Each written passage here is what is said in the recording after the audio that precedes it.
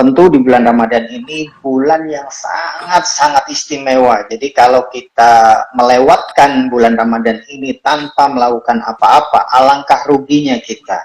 Jadi sesuatu yang menempel dengan Quran itu menjadi sesuatu yang sangat-sangat istimewa, termasuk Ramadan. Kenapa Ramadan menjadi istimewa? Karena di dalam Ramadan adalah bulan diturunkannya Al-Quran. Halo Kezoners. Lanjut kan? Ya lanjut. Balik lagi di Instagram live kita. Oke, balik lagi nih di sesi live Instagram kita dengan tema menjelajahi makna Ramadan dan membangun koneksi spiritual. Gedein aja suara. Gimana nih kabarnya Okezoners? Gimana puasanya, lancar? Boleh dong jawab di kolom komentar. Oke, semoga puasanya dimudahkan dan selalu diberkahi ya Okezoners. Oke. Baik. Sesi live Instagram hari ini spesial Ramadan nih dengan tema menjelajahi makna Ramadan dan membangun koneksi spiritual.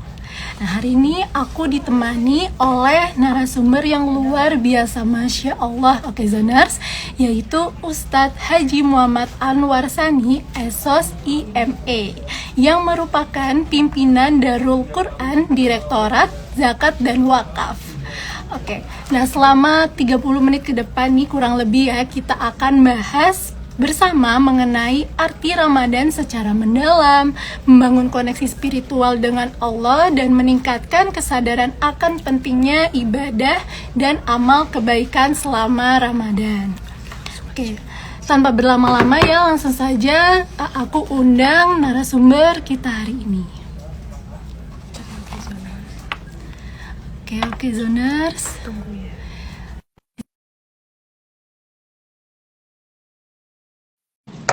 Aku sedang menginvite narasumber kita hari ini. Assalamualaikum. Halo, Assalamualaikum Ustadz. Waalaikumsalam warahmatullahi wabarakatuh. Ya Mbak Anggana, apa kabar? Baik, Alhamdulillah Ustadz. Ustadz, gimana nih kabarnya? Alhamdulillah. Beraktivitas terus, insya Allah. Semangat. Allah, Masya Allah. Semangat terus ya Ustadz. Iya Mbak, Alhamdulillah. Insya Allah. Alhamdulillah. Oke, biar semakin akrab nih Ustadz dengan Okezoners, boleh dipersilakan Ustadz memperkenalkan diri terlebih dahulu. Baik, makasih Mbak Anggana Halita. Alhamdulillah, saya Anwar Sani. Sekarang bertugas menjadi rektor di Institut Darul Quran dan juga Ketua Yayasan Darul Quran Nusantara yang membawahi PPPA Darul Quran. Jadi ini di kampus sendiri juga aktivitasnya tetap berjalan, proses belajar mengajar tetap berjalan. Kemudian juga PPPA lagi sibuk-sibuknya nih, karena kesadaran untuk berzakat, bersedekah biasanya itu lebih bergairah dan lebih kesadaran orang muncul itu di bulan Ramadan. Apalagi di bulan Ramadan itu banyak ustadz-ustadz yang kemudian bicara dan memotivasi tentang zakat, tentang sedekah, tentang kebaikan. Jadi insya Allah semuanya bergerak. Amin, insya Allah. Semakin semangat ya Ustadz di bulan Ramadan ini. Insya Allah. Kegiatan positifnya. Oke. Iya. Karena Okezoners udah banyak yang join nih Ustadz, langsung saja ya dipersilakan Ustadz untuk menyampaikan materi live Instagram hari ini. Ya, baik. Bismillahirrahmanirrahim. Assalamualaikum warahmatullahi wabarakatuh. Okezoners ya panggilannya ya. Iya, apaannya Okezoners ya. Okezoners. Alhamdulillah, makasih juga Mbak Anggana dan juga teman-teman semua yang bergabung dalam event hari ini. Tentu di bulan Ramadan ini bulan yang sangat-sangat istimewa. Jadi kalau kita melewatkan bulan Ramadan ini tanpa melakukan apa-apa, alangkah ruginya kita. Jadi sesuatu yang menempel dengan Quran itu menjadi sesuatu yang sangat-sangat istimewa, termasuk Ramadan. Kenapa Ramadan menjadi istimewa? Karena di dalam Ramadan adalah bulan diturunkannya Al-Quran. Malaikat yang kemudian mewahyukan Quran menjadi malaikat sebagai pemimpin para malaikat, yaitu malaikat Jibril. Malaikat Jibril menjadi istimewa karena malaikat Jibril diutus oleh Allah Subhanahu wa taala menyampaikan Quran kepada Rasulullah Shallallahu alaihi wasallam, maka beliau kemudian menjadi makhluk Allah, yaitu malaikat yang paling istimewa, bahkan menjadi jenderalnya para malaikat yang ada di seluruh dunia, semua malaikat ciptaan Allah Subhanahu wa taala. Jadi sesuatu yang nempel sama Quran menjadi sangat istimewa. Kemudian juga bulan yang nempel dengan Quran, yaitu diturunkannya Al-Quran menjadi bulan Ramadan. Hari yang kemudian nempel dengan Quran yang diturunkan Al-Quran menjadi malam Lailatul Qadar. Oh, subhanallah. Jadi pahalanya, amalannya yang terkait dengan Quran, maka di bulan Ramadan ini sangat diharapkan untuk banyak-banyak membaca Quran. Selain ibadah-ibadah yang lain ya, tentunya kita punya kesempatan selain ibadah puasa itu sendiri, di malam hari juga ada tarawih. Biasanya mungkin orang yang suka malas-malesan untuk melaksanakan ibadah di malam hari, qiyamul lail, di Ramadan bareng-bareng nih, tetangga kanan kiri, bapak, ibu, anak-anak ikut juga mau bareng-bareng ke masjid melaksanakan sholat tarawih, dan sholat tarawih itu juga bagian dari qiyamul lail. Banyak sekali amalan-amalan yang kita bisa lakukan selama bulan Ramadan selain sholat tarawih. Kemudian kita juga bisa membaca Quran, kita juga bisa bersedekah, bahkan pahala untuk melaksanakan ibadah di bulan Ramadan itu Allah kalikan sampai dengan 70 kali lipat. Jadi kalau kita sholat 1 kali di bulan Ramadan seperti 70 kali sholat. Luar biasa tuh. Tapi jangan sampai karena sudah banyak di bulan Ramadan sholat, kemudian setelah Ramadan nggak sholat lagi, kan udah banyak tabungan. Nggak kayak gitu ya. Bahkan ini Mbak, orang yang melakukan ibadah umroh di bulan Ramadan, itu pahalanya seperti berhaji bersama Rasulullah. Wah, itu luar biasa. Jadi banyak amalan-amalan yang kita bisa lakukan selama bulan Ramadan, selain juga berbuat baik. Bahkan tidur pun juga dianggap sebagai ibadah. Tapi jangan kemudian bilang, saya lagi ibadah, ternyata tidur. Ya, karena tidurnya ibadah, jadi bilang sama temennya, "Tar dulu, saya ibadah dulu." Ternyata tidur. Sayang, maksud saya, kan bisa melakukan hal-hal yang positif yang lain, bisa belajar, bisa baca Quran, bisa membaca hadis, bisa mendengarkan ceramah, bisa diskusi tentang kebaikan. Ya, banyak sekali lah yang kita bisa lakukan selama bulan Ramadan ini. Jadi sayang kalau selama bulan Ramadan kita tidak melakukan apa-apa. Kesuksesan, ya, kita bicara kesuksesan karena Ramadan ini, ya ayyuhalladzina amanu kutiba alaikumussyam kama kutiba alal ladzina min qablikum la'allakum tattaqun. Wahai orang-orang yang beriman, diwajibkan atas kamu berpuasa sebagaimana diwajibkan atas orang-orang sebelum kamu agar kamu bertakwa. Jadi kesuksesan setelah Ramadan, setelah berpuasa, maka takwa, itulah puncak kesuksesan. Kesuksesan itu apa sih? Kesuksesan itu adalah pertemuan antara kesempatan dengan kesiapan. Jadi kalau Ramadan datang, artinya kesempatannya sudah ada. Jangan sampai kita sia-siakan. Kita harus siap. Siap apa? Siap menyambutnya dengan baik, siap kemudian melaksanakan puasa Ramadan itu sendiri, siap melaksanakan sholat tarawih, siap kemudian membaca Quran sebanyak-banyaknya, dan ibadah-ibadah lain termasuk sedekah. Itu kira-kira Mbak. Oke, baik. Masya Allah Ustaz, ternyata selama bulan Ramadan ini punya kesempatan bagi umat Islam untuk meningkatkan ibadah kita ya Ustaz. Pasti. Ya Ustaz, tadi kita sudah mendengarkan nih penjelasan dari Ustaz ya. Nah sekarang aku ingin bertanya nih Ustaz. Iya. Oh ya, bertanya nih Ustaz, tapi jangan susah-susah nanyanya ya. Ya Ustaz? Siap, jangan susah-susah nanyanya ya. Oh. Kayak lagi sama ujian. kalau Ustaz ini bukan ujian kalau Ustaz. Gimana Mbak? Jadi ya, sebelum itu dipersilakan juga ya Zoners yang mau bertanya nih langsung saja chat di kolom komentar ya, nanti akan aku bacakan saat sesi Q&A gitu. Oke. Ya, jadi kan tadi udah dibahas ya Ustadz, kita tuh bisa mendekatkan diri kepada Allah itu melalui berbagai ibadah dalam bulan suci Ramadan ini. Nah, selain ibadah utamanya ini yaitu sholat 5 waktu, puasa, tarawih. Nah, kira-kira ada nggak sih Ustadz ibadah lainnya yang utama dilakukan saat bulan suci Ramadan ini? Ya, oke. Salah satunya adalah membaca Quran. Membaca Quran itu sangat-sangat luar biasa, pahalanya banyak, satu huruf dibalas dengan 10 kali kebaikan. Masya Allah ya, di luar bulan Ramadan aja, kalau kita baca Quran, satu huruf itu dibalas dengan 10 kebaikan. Nah, kalau Ramadan dikalikan 70 kali lagi, berapa kali tuh? Coba dihitung sendiri ya. Nah, luar biasanya lagi, semangat untuk membaca Quran, biasanya orang itu termotivasi di bulan Ramadan. Oke, tapi jangan kemudian bulan Ramadan saja ya, setelah bulan Ramadan kemudian nggak baca Quran lagi. Kita bisa mengambil contoh semangatnya para ulama, para sahabat Rasulullah yang luar biasa. Misalnya Imam Syafi'i, seorang ulama yang luar biasa. Beliau itu setiap Ramadan menghatamkan Quran sebanyak 60 kali. 60 kali hatam loh ya.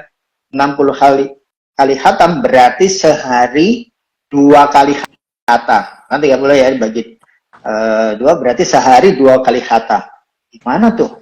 Nah, kita 1 lembar 2 lembar dapat nggak? Mudah-mudahan dapat ya, satu juz, mudah-mudahan minimal 1 juz. Kalau 1 juz, maka 1 bulan Ramadan kita dapat tuh khatam 1 juz, 1 kali Quran 30 juz. Nah, kalau Imam Syafi'i selama bulan Ramadan beliau bisa menghatamkan 60 kali. Nah, 60 kali berarti sehari 2 kali khatam Quran. Nah, bagaimana tuh mengatur waktunya? Luar biasa ya.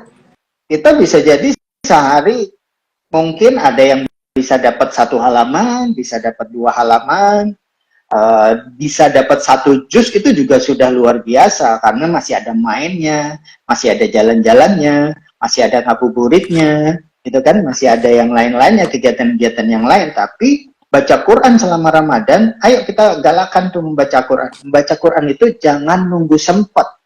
Jadi banyak orang tar dulu deh kalau sempat. Nah, kalau sempat kan berarti kerja, ada kemudian ada aktivitas yang lain, maka orang nunggu sempat. Kalau nunggu sempat bisa jadi nggak sempat-sempat, tapi baca Quran tuh harus disempetin gitu. Jangan nunggu luang untuk baca Quran, tapi luangkan untuk baca Quran. Padahal semua waktu bisa, misalnya setelah sholat atau sebelum sholat kita bisa baca 1-2 halaman. Nanti setelah sholat bisa 2 halaman lagi. Nanti sebelum sholat zuhur 2 halaman lagi sebelum sesudah itu udah selesai juga. Misalnya pergi naik mobil atau naik kereta. Di kereta emang nggak bisa baca Quran? Ya bisa kalau kita mau. Makanya jangan nunggu sempat baru baca Quran, tapi sempetin baca Quran. Jangan nunggu luang untuk baca Quran, tapi luangkan waktu untuk baca Quran. Nah, di bulan Ramadan ini juga ada amalan yang sangat-sangat istimewa, yaitu sedekah. Rasulullah pernah ditanya, sedekah seperti apa yang paling mulia? Kemudian Rasulullah menjawab, sedekah di bulan Ramadan. Di luar bulan Ramadan saja, kita sedekah, itu Allah memberikan perkalian sampai 700 kali lipat. Matalul ladzina yunfiquna amwalahum fi sabilillah kamathali habatin ambatat sab'a sanabila fi kulli sunbulatin mi'atu habbah wallahu yudha'ifu liman yasha' wallahu wasi'un alim. Perumpamaan orang-orang yang menafkahkan hartanya di jalan Allah seperti halnya 1 biji benih yang menumbuhkan 7 tangkai, dan setiap tangkai terdapat 100 biji. Berarti kan Allah melipat gandakannya sampai 700 kali lipat. Itu bukan bulan Ramadan. Nah, kalau di bulan Ramadan sampai Allah kemudian memperkalikan, mengalih lipatkan sampai 70 kali, ya 700 kali 70, kira-kira gitu. Nah, ini luar biasa. Maka alangkah sayangnya kemudian di bulan Ramadan kita melewatkan untuk tidak baca Quran, kita melewatkan untuk tidak bersedekah. Ya justru kesempatannya ada, perkaliannya juga banyak, Allah akan memberikan pembalasan yang berlipat-lipat ganda. Inilah kesempatannya, dan kita harus siap untuk melaksanakannya. Oke, baik Ustadz. Ya memang berarti ibadah utama yang bisa kita lakukan itu dengan membaca Al-Quran ya Ustadz. Dan jangan tunggu waktu luang, tapi kita menyempatkan waktu untuk membaca Al-Quran. Begitu ya Ustadz. Dan jangan lupa untuk selalu bersedekah. Betul sekali. betul sekali. Nah, selanjutnya nih Ustadz, tadi kan dijelaskan ya terkait makna Ramadan, salah satunya adalah dengan lebih makna secara mendalam terkait kesabaran nih Ustadz. Nah, kadang tuh juga aku suka merasa diuji nih kesabarannya, terus kadang suka menahan emosi saat berpuasa. Nah, dari Ustadz kira-kira tipsnya bagaimana nih Ustadz cara menahan emosi dan menghadapi kesabaran saat berpuasa.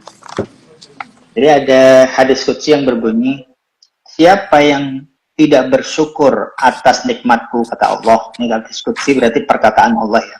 Siapa yang tidak bersyukur atas nikmatku, dan siapa yang tidak bersabar atas ujianku, dan siapa yang tidak ridho atas keputusanku, maka silahkan cari Tuhan selain aku, dan silahkan keluar dari pintu kolong langitku. Subhanallah ini.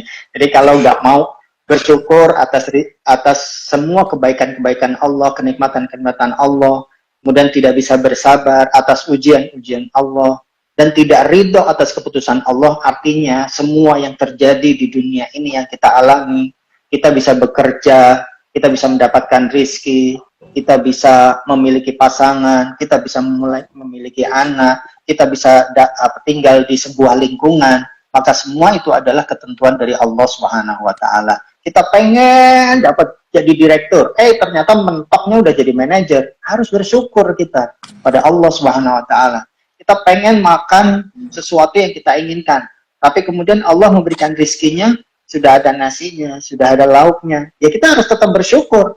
Secara ikhtiar boleh kita untuk mencapai cita-cita itu, tapi di saat Allah kemudian memberikan sesuatu yang terbaik bagi kita, maka yakini bahwa pemberian Allah itu adalah pemberian yang terbaik. Di saat kita pengen mendapatkan pekerjaan yang kemudian kita belum bisa mencapai cita-cita itu, tapi kita tetap diberikan pekerjaan sama Allah, maka yakinlah pekerjaan yang Allah hadirkan untuk kita adalah pekerjaan yang terbaik. Rizki kita mungkin pengen sampai dapat 1 miliar, 2 miliar, miliaran gitu ya, tapi Allah memberikan kita sekian. Orang lain belum tentu dapat pekerjaan, Allah hadirkan pekerjaan kita. Belum tentu semua orang mendapatkan rizki, kemudian Allah berikan rizki untuk kita. Belum tentu semua orang mendapatkan jodoh yang dimau, kemudian Allah hadirkan jodoh buat kita.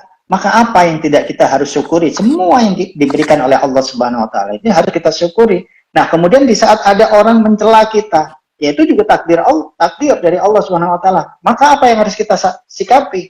Ya, kita harus bersabar dengan ujian itu. Kalau kita tidak bersabar, maka keluarlah kalimat-kalimat yang buruk, kalimat-kalimat yang jelek, pikiran-pikiran yang jelek, maka itu akan menghapuskan pahala-pahala kita selama bulan Ramadan. Kan sayang kan, kita udah nahan lapar dari pagi sampai sore, sampai beduk, nanti kita nggak dapat pahala apa-apa, cuma dapat lapar sama hausnya aja. Iya, bener banget Ustadz. Berarti memang kita tuh harus banyak untuk bersyukur ya Ustadz. Bersyukur. Betul, dan selalu meyakini apa yang diberikan oleh Allah itu sudah menjadi yang terbaik. Begitu ya Ustadz? Betul sekali. Baik. Nah, pertanyaan selanjutnya nih Ustadz. Nah, kan disebutkan ya, jika membangun koneksi spiritual itu salah satunya dengan meningkatkan kebersamaan melalui amal. Nah, amalan apa saja nih Ustadz yang paling baik yang bisa kita lakukan kepada sesama umat di bulan suci Ramadan? Ya, baik. Bulan Ramadan ini bulan yang benar-benar istimewa ya. Artinya bisa jadi banyak orang yang malas untuk melakukan sholat berjamaah di masjid. Tapi beda di bulan Ramadan. Seperti kayak harus bareng-bareng gitu ke masjid sekeluarga, ngajak anaknya, nenteng anaknya. Bahkan kalau anaknya belum balik aja digendong dia. Padahal belum wajib untuk melaksanakan sholat kan. Artinya berarti sholat isya-nya aja sudah berjamaah. Kemudian ditambah lagi sholat taraweh. Kan gitu kan. Nah, anak-anak ini yang belum paham, belum balik, bahkan belum tahu caranya sholat, dia cuma ngeliatin bapaknya, dia jungkang-jungking aja tuh, pokoknya seperti itu. Nah, itulah hebatnya. Anak-anak yang belum balik pun, itu diajak untuk melaksanakan sholat. Seperti juga dengan sedekah. Jangan nunggu harta kita mencapai nisab, baru kemudian membayar zakat. Tapi untuk sedekah tidak ada batasan, kita punya penghasilan berapa, kita punya rezeki berapa. Maka di saat melihat orang lain susah, ya yuk kita bantu semampu kita. Nah itulah kesempatan kita, apalagi di bulan Ramadan seperti ini. Banyak orang yang membutuhkan pertolongan, orang yang membutuhkan bantuan kita. Maka ya ayo kita sama-sama. Tentu bukan dari nilainya, tapi coba kita renungkan di berbagi. Kita kata berbagi, misalnya gini, saya punya uang 1 miliar, berbaginya 1 juta. Sepertinya berbagi 1 juta ini gede, tapi coba bandingkan dengan orang yang hanya punya uang 100.000, dia kemudian sedekahnya 50.000. Berarti 50.000 dari 100.000 itu udah 50%-nya gitu. Nah ini luar biasa. Secara nilai 50 sama 1 juta, gedean 1 juta. Tapi secara makna dalam berbagi, karena dia hanya memiliki 100.000 tapi berbagi 50.000, dengan orang yang punya 1 miliar tapi berbagi 1 juta, nggak terlalu jauh. Artinya kalau 1 juta, kalau 1 miliar dia sedekahnya bisa 10 juta, bisa 125 juta, gitu. Jadi kesempatan kita untuk membayarkan zakat, ya, baik zakat fitrah, zakat diri, semua orang yang sudah lahir di bulan Ramadan nanti mendekati Idul Fitri wajib untuk membayar zakat. Kemudian juga ada kewajiban menunaikan zakat mal di saat orang sudah mencapai nisabnya untuk membayar zakat. Misalnya gajinya sudah melampaui 520 kg beras, mungkin kalau sekarang, ya berapa harganya beras ya, naik turun ini. Misalnya 10.000 misalnya, kali 520 kg beras, kurang lebih penghasilan 5,2 juta, misalnya silahkan bayar zakatnya. Tapi jangan juga, misalnya, kan penghasilan saya baru 5 juta 100, kurang 100.000, jadi nggak mau zakat. Nah, justru kayak tadi kisah anak kecil yang dibawa sama bapaknya, dibawa sama ibunya ke masjid. Emang dia sudah punya kewajiban sholat? Belum kan? Tapi sebagai pembelajaran, mereka nanti akan mengikuti bapaknya yang sekarang pergi ke masjid untuk melaksanakan sholat. Kalau setiap hari dibawa ke masjid, maka dia akan terbiasa, oh iya, bapak ibu sholat, nanti adik ikut sholat, walaupun masih belum paham. Nah, orang-orang yang berpenghasilan mungkin belum mencapai nisab, jangan nunggu mencapai nisab baru bayar zakat. Oke, silahkan. Misalnya penghasilannya cuma 2 juta, berarti belum mencapai nisab, belum punya kewajiban zakat, tapi silahkan keluarkan sedekahnya. Jangan nunggu kaya untuk bersedekah, tapi bersedekahlah, insya Allah engkau akan kaya. Wah, gitu. Masya Allah. Nih jangan nunggu kaya Baru untuk bersedekah, tapi bersedekahlah untuk menjadi, insya Allah bakalan kaya. insya Allah Gimana menjadi nggak kaya ya kaya? Allah membalasnya dengan berlipat-lipat sampai 700 kali lipat, bahkan tak terhingga. Terserah Gusti Allah balasnya tuh berapa kali. Tapi dalam Quran itu udah jelas seperti satu tangkai yang seperti satu biji yang menumbuhkan 7 tangkai, setiap tangkai terdapat 100 biji, 700 kali lipat. Ya kan? Ini kita cuma 1.000 nih sedekah, Allah balasnya 700.000. Mau nggak kira-kira? mau. Nah kalau sedekahnya 1 juta, berapa nih kira-kira? 700 juta. Iya kan? Tapi kan Iya, tidak instan. Misalnya begini, kotak amal lewat, kita sedekah 1.000. Kemudian di bawah sejadah, ini kotak amalnya lewat, di bawah sejadah langsung ada 700.000. Kan nggak kayak gitu. Iya, Iya, tapi kemudian Allah kirimkan kepada kita keselamatan. Allah kirimkan kepada kita keluarga yang baik. Allah kirimkan kepada kita tetangga kanan kiri depan belakang yang baik. Allah kirimkan kepada kita bisa bekerja di tempat yang baik. Oh, itu semuanya kenikmatan. Anak-anak kita sepertinya kita nggak punya uang, tapi kemudian anak kita dapat beasiswa. Oh, itu bagian dari rizki yang Allah berikan kepada kita. Gitu. Jadi bukan harus dalam bentuk duit cash gitu, 1 juta dibalas dengan 700 juta, enggak kayak gitu. Tapi kesehatan, keberkahan, kemuliaan, tetangga, pekerjaan, kenyamanan, kebahagiaan, oh itu enggak ternilai harganya. Masya Allah Ustaz. Dan Berarti balik lagi kita memang harus selalu bersyukur dan jangan lupa untuk bersedekah ya Ustadz. Betul sekali, Masya Mbak Andana. Allah. Oke. Nah, sekarang giliran Okezoners nih Ustadz yang Oke. bertanya. Tadi Silakan. aku sempat lihat nih Ustadz, sudah ada beberapa pertanyaan dari Okezoners. Ini kelihatannya antusias sekali nih Ustadz. Okezoners. Ayo. Oke. Ada pertanyaan pertama nih Ustadz dari @Gus.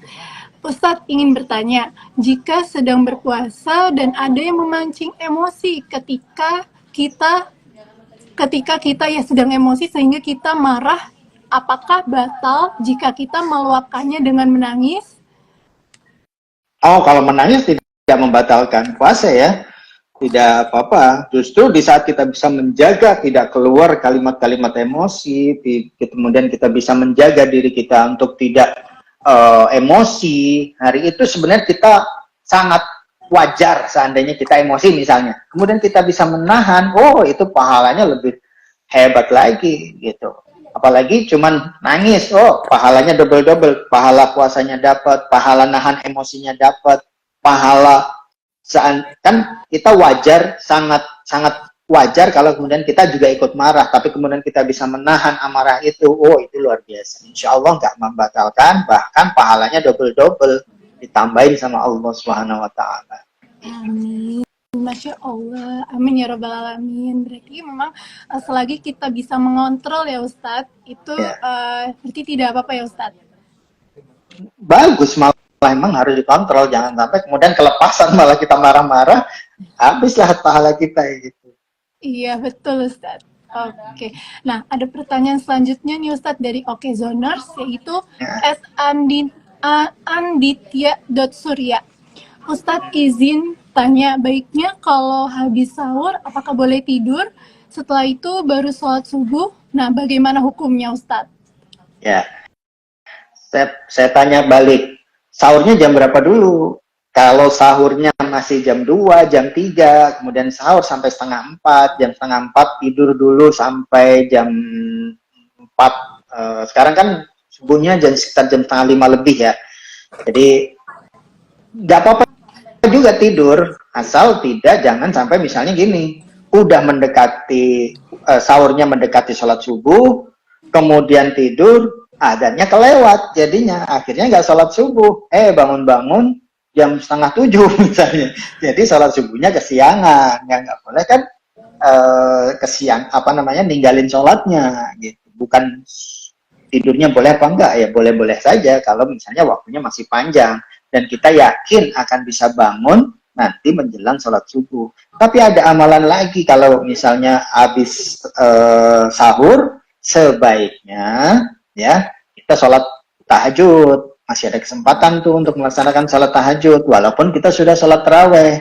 Sholat taraweh juga bagian dari qiyamul lail, tapi kita punya juga kesempatan untuk melaksanakan tahajud, karena di sepertiga malam terakhir itu Allah turun dan akan mengabulkan semua permintaan kita. Doa-doa kita apa akan dikabulkan oleh Allah Subhanahu Wa Taala. Rugi kan kalau kita kemudian nggak tahajud. Apalagi kalau bisa tambah dengan baca Quran, walaupun selembar 2 lembar. Waktunya masih lama, masih sejam lagi sholat subuhnya, ya tidur sebentar nggak apa-apa. Nanti setel alarm menjelang sholat subuh kita bangun. Oh gitu, berarti memang nggak apa-apa ya Ustadz, asalkan jangan melewati waktu sholat subuh ya, atau bisa diisi dengan kita sholat tahajud gitu ya Ustadz, itu yang lebih baik. Betul. Oke. Nah ada pertanyaan selanjutnya nih Ustadz dari Okezoners, yaitu @alifakbar_. Assalamualaikum Ustadz, apakah pahala kita beribadah di bulan puasa itu benar adanya jika akan dilipat gandakan? Terima kasih Ustadz. Ya. Allah itu maha pemurah, sangat-sangat pemurah. Ya. Allah tuh obral masalah pahala. Ya. Kalau kita mau melaksanakan sholat subuh berjamaah di masjid, qobliyah subuhnya saja 2 rakaat sebelum sholat subuh, pahalanya tahu nggak sebanyak apa? Lebih baik daripada dunia dan seisinya. Kebayang nggak? Dunia ini ada apa dan isinya ada apa? gedung-gedung mewah yang ada di Jakarta, barang tambang yang ada di dalam bumi, semua itu kalau dijumlahkan dengan sholat 2 rakaat saja sebelum sholat subuh, itu masih baik sholat 2 rakaat sebelum sholat subuh. Gimana Allah nggak begitu obral tentang pahala, ya? Itu di luar bulan Ramadan loh. Di bulan Ramadan kalau mau melakukan itu, kalikan lagi 70. Lah, subhanallah, kita mah aslinya kalau mau melaksanakan sholat subuh di masjid, kemudian qobliyah subuh 2 rakaat, ini buat yang laki-laki ya. Kalau perempuan lebih baik sholat di rumah, tetap melaksanakan qobliyah subuh di rumah untuk perempuan. Maka mendapatkan kebaikan, pahala lebih baik daripada dunia dan seisinya. Saya nggak kebayang tuh betapa kayanya kita kalau kemudian setiap hari kita melaksanakan sholat subuh berjamaah, kita tidak terlewat sholat qobliyah 2 rakaat. Waduh, Masya Allah, itu luar biasa. Maka sunnah itu, kan qobliyah 2 rakaat sebelum sholat subuh itu kan sunnah. Dilakukan dapat pahala, nggak dilakukan tidak apa-apa. Maka kalimatnya harus diganti. Sunnah itu dilakukan dapat pahala, nggak dilakukan rugi. Karena kita melewatkan kesempatan yang Allah berikan kepada kita. Alangkah kita rugi kalau kemudian pahala lebih baik daripada dunia dan seisinya kita lewatkan. Katanya pengen dunia, katanya pengen pekerjaan, katanya pengen dapat uang, katanya pengen dapat rumah. Lah, 2 rakaat itu lebih baik daripada semua rumah yang ada di dunia ini, isi-isinya sama yang ada di dalam bumi, gedung-gedung bertingkat, mobil-mobil mewah yang ada di dunia ini, kalah sama 2 rakaat doang. Nah, rugi nggak kalau kita nggak melakukan itu? Rugi Ustadz. Ya rugi. Gitu. Ya memang Iya. rugi ya Ustadz kalau apalagi di bulan suci Ramadan ini kita lewatkan ibadah-ibadah sunnahnya. Justru itu memperbanyak rezeki kita ya Ustadz. Iya. Insya Allah itu. Tuh. Jadi Allah tuh untuk pahala, jangan khawatir. Yang penting kita mau nggak melakukan itu. Allah udah ngasih pahala nih. Baca Quran, 1 huruf, alif, itu dibalas 10 kali kebaikan. Nah masalahnya kita mau baca apa enggak? Masalahnya itu. Iya Ustaz. Ini balik lagi ke niat masing-masing ya Ustaz. Diri kita, betul. Betul. Allah mau udah. Nah, masalah pahalanya, Masya Allah. Kita salah, Allah mau ampuni. Kita baru niat berbuat baik, Allah sudah kasih pahala. Di saat berbuat baiknya, ditambahin pahala. Di saat kita punya niat buruk, belum dicatat sebagai dosa. Kecuali kita melakukan kesalahan atau kemaksiatan, baru dicatat dosa. Kan baik banget Allah kan? Nah, dengan pahala yang sebegitu luar biasanya, alangkah ruginya kalau kita tidak ambil kesempatan ini. Masya Allah, sangat disayangkan ya Ustadz kalau dilewatkan memang. Masya Allah, oke. Oke, kalau gitu, nah kebetulan ya Ustadz, pertanyaan dari Alif Akbar _ menjadi pertanyaan terakhir nih Ustadz. Oke, gak terasa nih Ustadz, kita sudah banyak ya diskusi bareng tentang amalan-amalan ibadah puasa di bulan suci Ramadan ini, kemudian membaca Al-Quran sebagai ibadah utama, kemudian menghatamkan Al-Quran, lalu ada kutipan pesan juga nih dari Ustadz yang tadi sempat saya ini highlight ya, yaitu jangan menunggu waktu luang membaca Al-Quran, dan jangan lupa untuk bersedekah, lalu kemudian perbanyak bersyukur, dan selalu meyakini bahwa jika kita selalu berbuat kebaikan, perbanyak amalan, akan dilipat gandakan rezekinya. Gitu ya Ustadz? Siap. Jadi tentang Quran tadi, jangan nunggu waktu luang untuk baca Quran, tapi luangkan waktu untuk baca Quran. Jangan nunggu kaya baru sedekah, tapi sedekahlah, insya Allah akan kaya. Insya Allah pasti kaya malah. Masya Allah. Iya. Amin, amin ya rabbal alamin. Oke, baik Ustadz. Terima Iya. kasih Ustadz atas waktu dan penyampaiannya. Dan terima kasih juga buat Okezoners yang sudah nyempatin waktunya nih menyimak Instagram Live kita kali ini. Dan terima kasih Ustadz. Semoga Sama-sama. penyampaian dari Ustadz barusan bermanfaat untuk Okezoners dan semakin semangat ya menjalankan ibadah puasanya. Amin, insya Allah. Barokah buat semuanya, sehat. Mudah-mudahan sampai akhir Ramadan kita diberikan kesehatan, kekuatan, keberkahan, kemuliaan, bisa ngejaga semuanya, dan kita bisa dapat sebanyak-banyaknya pahala di bulan Ramadan. Insya Allah. Insya Allah, amin ya robbal alamin. Sehat-sehat selalu ya Ustadz dan Amin. Okezoners. Amin ya robbal alamin. Oke. Baik, berakhirlah sesi Instagram Live hari ini. Aku selaku host, mohon maaf apabila terdapat banyak kekurangan. Dan jangan lupa masih ada serangkaian Instagram Live bersama Darul Quran untuk menemani bulan Ramadan Okezoner semuanya. Jadi jangan lupa ya pantengin terus Instagram Okezon dan sampai jumpa di Instagram Live kita selanjutnya. Selamat menunaikan ibadah puasa, Okezoners. Assalamualaikum warahmatullahi wabarakatuh. Waalaikumsalam warahmatullahi wabarakatuh. Oke, makasih semuanya. Barokah, sehat selalu. Terima kasih, Sama-sama, Mbak Gana. Yuk.